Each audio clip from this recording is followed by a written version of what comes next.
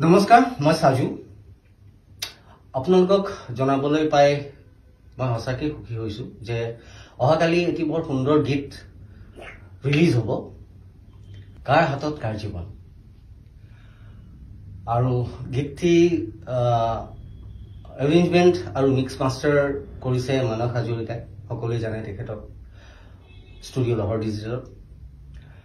নিহাৰিকা হসাকে বৰ ভাল সিঙ্গাৰ বৰ ভাল কণ্ঠশিল্পী মই ভাল পাওঁ মোৰ ভাল লগা শিল্পী আৰু খুব প্ৰমিসিং হয় আৰু এই গীতটি অকনমান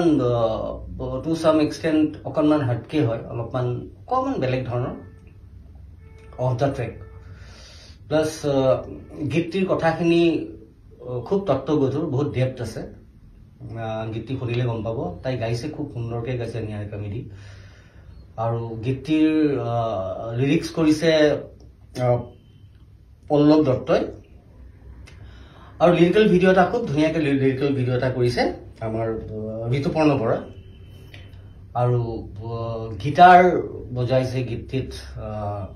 আমাৰ সকলোৰে পৰিচিত অসমৰ খুব ভাল গিটাৰিষ্ট তপন দাস খুব সুন্দৰ বজাইছে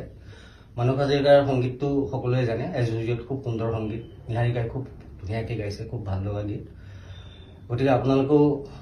গীতটি চাব শুনিব আৰু গীতটি যদি সঁচাকৈ ভাল পায় নিহাৰিকাক আশীৰ্বাদ কৰিব তাইক অনুপ্ৰাণিত কৰিব যাতে তাই আৰু ভাল